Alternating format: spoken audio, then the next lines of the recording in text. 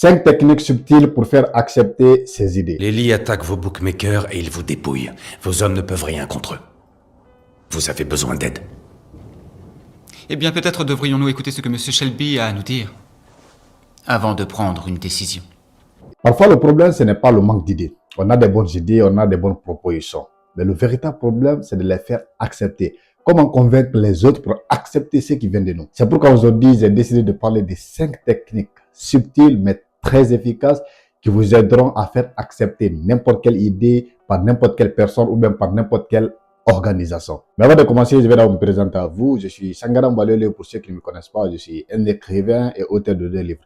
Bienvenue à toutes et à tous. Bienvenue à l'école de la vraie vie où chaque expérience est une leçon, chaque jour une opportunité d'apprendre et de grandir. Et surtout, chaque échec, un tremplin vers le succès.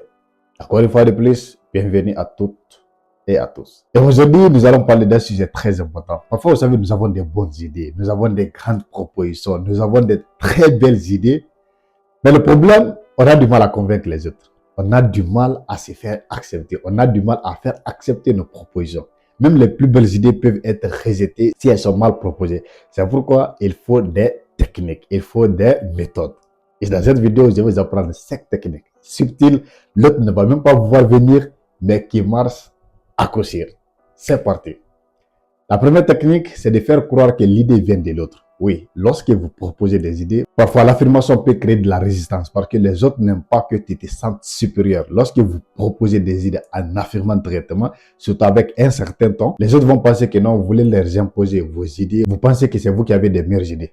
C'est pourquoi parfois, au lieu d'affirmer, il faut poser des questions orientées dont la réponse aboutira à ta conclusion. Est-ce que tu as une fois pensé comme ça? Et si on faisait comme ça? Qu'en penses-tu?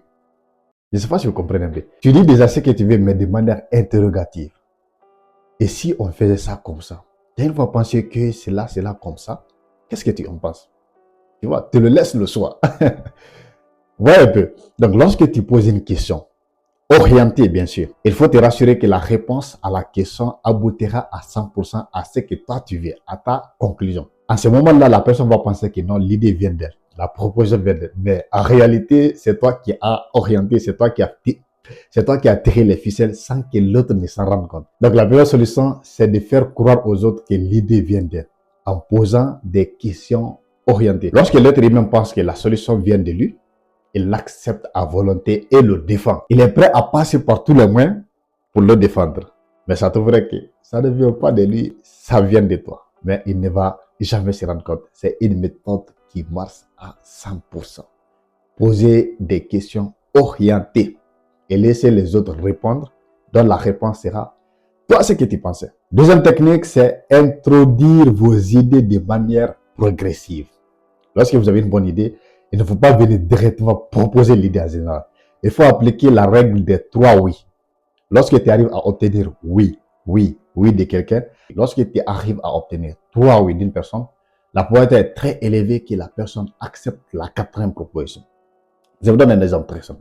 Je ne sais pas si vous êtes une fois arrivé, un ami vous prend et dit, bon, il faut m'accompagner quelque part, c'est juste pour 5 minutes. 5 minutes, vous allez vous dire, bon, c'est seulement 5 minutes, je vais aller et puis je vais revenir tout de suite. Une fois là-bas, après les 5 minutes passées, il va vous proposer une autre chose. Il va vous dire, bon, et si on passait faire ça aussi? Ça ne va pas durer, tu vois. Le fait que vous avez accepté 5 minutes, et vous allez vous dire, bon, maintenant que je suis là, bah, il faut que je continue.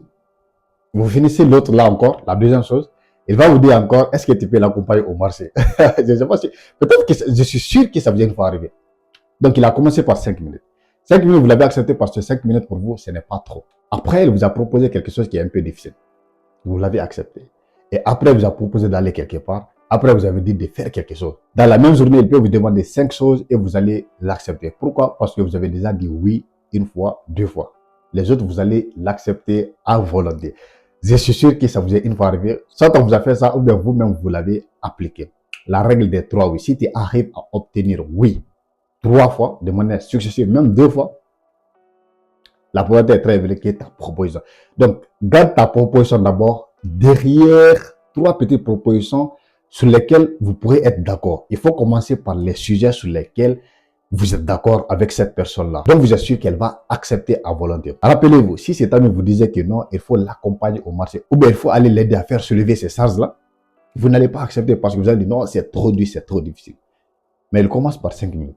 5 minutes, 10 minutes. 10 minutes, allons au marché. Après au marché, aide-moi à soulever les charges-là. Après les charges-là, rentrons de l'autre côté, je vais passer voir quelqu'un. Tu vois, c'est petit. Donc, ça marche à coup sûr. Donc, lorsque vous êtes appelé à proposer vos idées, il ne faut pas proposer directement l'idée générale, non. Il faut proposer des choses sur lesquelles vous êtes d'accord d'abord avec cette personne, ou bien donc vous êtes sûr que cette personne-là va l'accepter. Des choses très simples.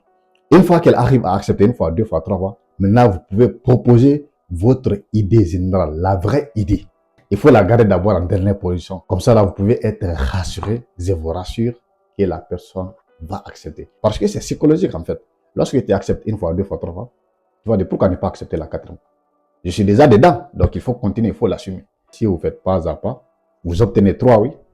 Quatrièmement, ça va marcher. Je vous l'assure. Ça, c'est la deuxième technique. Troisième technique, c'est de valider avant de proposer. Je pense que vous vous reconnaissez. Je pense que vous connaissez bien cette technique-là. Valider avant de proposer. Il faut d'abord accepter le point de vue de l'autre. Il faut d'abord accepter les propositions des autres avant de proposer pour toi. Il va se créer une sorte de reconnaissance, une sorte de redevabilité. Bon, la personne va se dire, elle a accepté mes idées. Pourquoi je ne dois pas accepter ces idées? Je ne sais pas si vous vous rendez compte. Parfois, vous acceptez des idées, pas forcément parce que vous voulez, mais parce que l'autre a déjà accepté vos idées. Donc, par question de redevabilité, vous l'acceptez simplement. Donc, il faut d'abord accepter les autres. Leur point de vue, leurs propositions, leurs idées, leurs solutions, après, qui propose. Il faut dire, je reconnais, ou bien j'accepte, ou bien c'est une très bonne idée. Et si on ajoutait ça aussi, c'est pas fou si vous comprenez un peu. Tu reconnais d'abord ce que la personne dit, même si tu n'es pas tout à fait d'accord, mais tu reconnais d'abord. Après, tu dis, et si on ajoutait ça, tu ajoutes pour toi. Je comprends ton point de vue. J'accepte, c'est une très belle idée. Et si. Et, permets-moi d'ajouter, tu vois, ça va passer à cocher. L'autre ne va pas te voir venir. Donc, la troisième technique, c'est d'accepter d'abord le point de vue des autres. Parce que lorsque les gens se sentent compris, ça va baisser leur défense. Même toi, lorsque tu te sens compris ou comprise, directement, tu vas baisser le garde. Tu vas dire, bon, pour une fois, quelqu'un qui me comprend, pour une fois, quelqu'un qui accepte mon point de vue.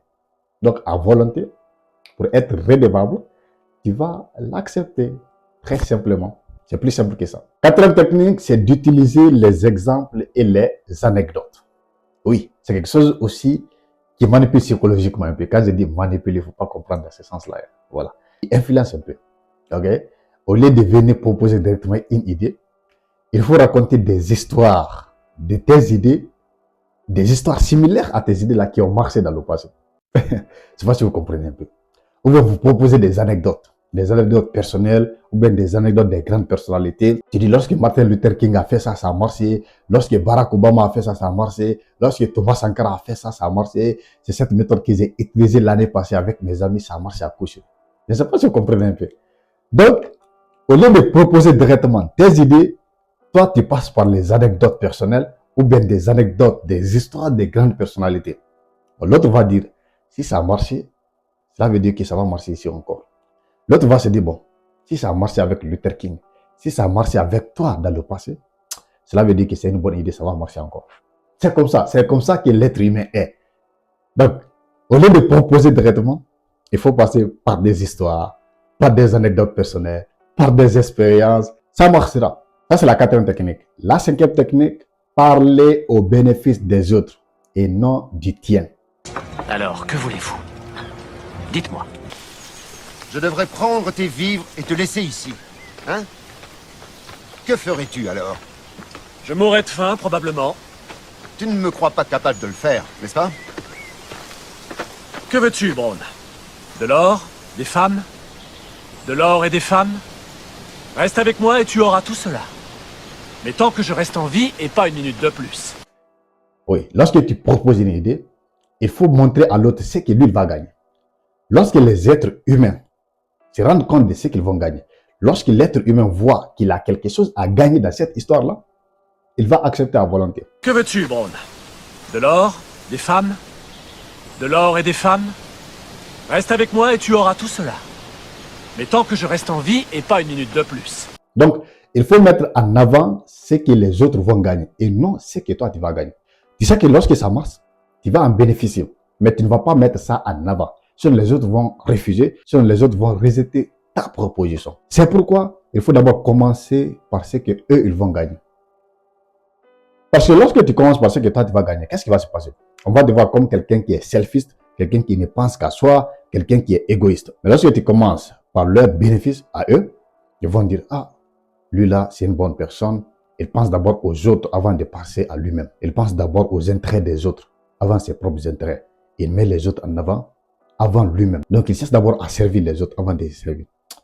Lui là, c'est un prophète. Vous savez, il y a une sorte de prophètes qui servent les autres avant de les servir. Donc, on va dire que tu es un prophète, tu es une très bonne personne. Alors que le vrai objectif, c'est de faire passer tes idées. Mais il faut d'abord parler de leurs intérêts. L'être humain est de nature selfiste. Donc, il prend en compte, il défend d'abord ses intérêts avant les intérêts des autres. Donc, lorsqu'il pense que ses intérêts sont d'abord défendus, il sera avec toi. Tu peux le mener à bien, tu peux le mener comme tu veux. Tant que ses intérêts sont avec toi, ça marche, il va dire, la personne là, il est trop réfléchi. Donc, voici les 5 techniques subtiles pour faire passer vos idées. Attends, je me rappelle d'une 5e technique. Voilà, je vais vous ajouter ça comme bonus. La 5e technique, c'est de faire 2 propositions et donner l'illusion de soi. Oui, il faut faire croire à l'autre que c'est lui qui a fait un choix. Tu proposes 2 solutions, tu fais 2 propositions. Mais les 2 propositions là aboutissent tous à ta conclusion à toi. Je ne sais pas si je me fais comprendre un peu ici. Est-ce que quelqu'un me comprend ici? C'est-à-dire, au lieu de venir directement faire une seule proposition, il faut réfléchir à 2 propositions dont les conclusions sont les mêmes. Comme cela, tu laisses le libre choix à l'autre. La personne va penser que non, c'est elle qui a choisi, mais c'est archi faux. Tu l'as déjà poussé dans une direction que toi, tu as choisi au préalable. Donc, il faut faire 2 propositions au lieu d'une. Parce que lorsque tu proposes une seulement, les gens vont penser que non, tu veux les imposer tes idées, tes propositions. Mais lorsque tu fais 2 et tu dis à l'autre de choisir une, l'un ou l'autre, c'est toi qui gagne. Mais l'autre va penser que non, c'est sa proposition. C'est son choix personnel sans aucune influence, alors que c'est faux. Merci infiniment les amis d'avoir suivi cette vidéo jusqu'à la fin. Si elle vous a intéressé, n'oubliez pas de vous abonner, de liker et également laissez-nous vos avis dans les commentaires. Est-ce que vous appliquez déjà l'une de ces 5 techniques ou bien disons 6 techniques? Si c'est le cas, il faut nous le faire savoir dans les commentaires. Si ce n'est pas le cas, il faut commencer dès aujourd'hui de les mettre en pratique parce que ça marche à coup sûr. Mon nom est Sangara Balole, l'écrivain noir. Merci.